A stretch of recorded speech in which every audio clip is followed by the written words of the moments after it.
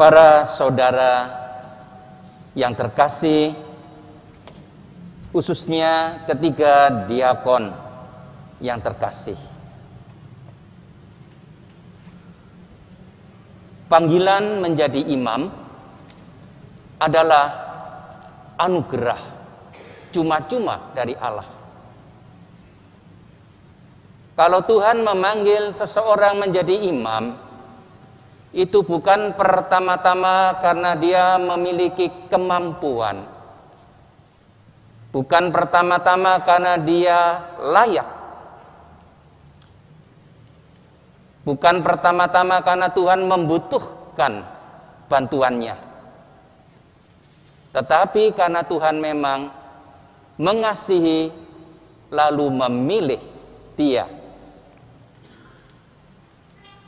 Panggilan untuk menjadi imam yang cuma-cuma dan merupakan tugas yang berat dapat kita baca dalam kisah panggilan Samuel,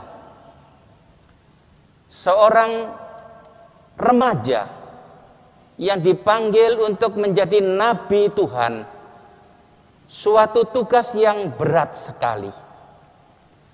Samuel dipanggil tanpa lebih dahulu merasa dipanggil. Tetapi dia memiliki keberanian yang luar biasa.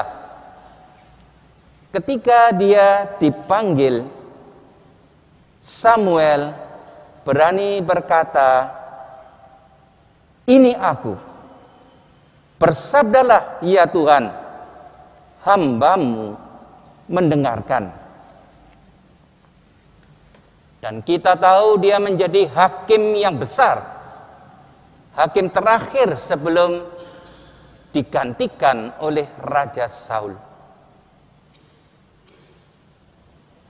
Tugas yang berat juga dibebankan kepada mereka yang dipilih Tuhan untuk menjadi imam, melayani umat Allah yang kudus, yang telah dikuduskan oleh Tuhan menjadi suatu kaum imam yang rajawi. Para imam dipanggil untuk melayani mereka, umat kepunyaan Allah sendiri. Umat itu bukan miliknya. Dia tidak bisa bertindak seakan-akan menjadi tuan. Itu milik Yesus yang harus dilayani. Seorang imam dipanggil untuk menyerahkan seluruh hidupnya demi melayani umat kesayangan Yesus Kristus. Mempersembahkan korban-korban rohani, membimbing umat sebagai gembala, mewartakan sabda seperti seorang nabi.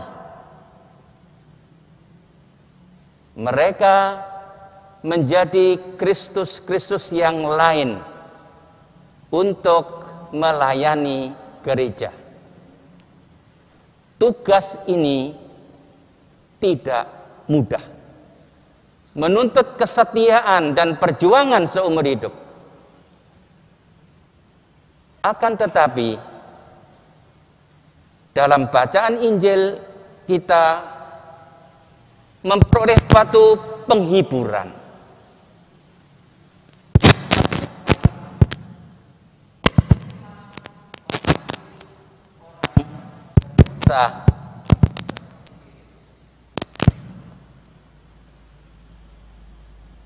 Dalam bacaan Injil kita mendengar bagaimana para nelayan yang sudah bekerja sepanjang malam dan sedang membersihkan jala diminta oleh Yesus untuk bertolak agak jauh dari pantai Dan Yesus meminjam perahu mereka untuk mengajar orang banyak. Setelah Yesus selesai mengajar, entah pukul berapa, tapi pasti sudah siang, Yesus meminta kepada Simon untuk bertolak ke tempat yang dalam dan menebarkan jala untuk menangkap ikan. Spontan Simon menjawab, "Guru, telah sepanjang malam kami bekerja keras dan tidak menangkap apa-apa."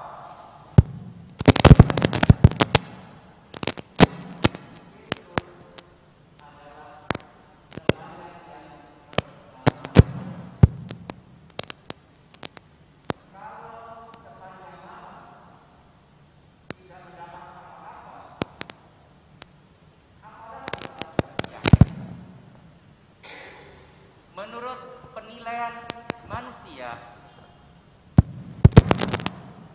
menurut pengalaman yang sudah sekian lama, percuma mencari ikan kalau sudah siang. Pengalaman dan pertimbangan manusia sungguh meyakinkan, tetapi Yesus tetap menghendaki Simon untuk melakukan sesuatu yang sebenarnya tidak masuk akal. Dan Simon mengatakan, "Tetapi atas perintahmu, aku akan menebarkan jala." Dan hasilnya sungguh luar biasa. Kalau mereka sepanjang malam tidak menangkap apa-apa, pada siang hari mereka memperoleh ikan yang begitu banyak. Para saudara yang terkasih dalam Kristus, bacaan Injil ini mengingatkan saya pada Santa Teresia, kanak-kanak Yesus, yang melihat teks ini sebagai suatu pencerahan bagi dirinya. Dia merasa diri lemah, kecil, tidak berdaya. Dia merasa telah berjuang mati-matian untuk mengatasi kelemahan-kelemahannya dan tidak begitu berhasil. Akan tetapi karena perintah Yesus, apa yang diusahakan sekian lama tanpa hasil tiba-tiba menghasilkan buah yang luar biasa. Bersama Tuhan, Santa Teresia Lisieux mampu maju dalam hidup rohani. Dia mengajarkan kepada kita pentingnya penyerahan diri kepada belas kasih Allah. Dengan menyerahkan diri, orang justru menjadi kuat. Seperti kata Santo Paulus dalam kalimat yang sepintas kelihatan kontradiktif. Kalau aku lemah, maka aku kuat.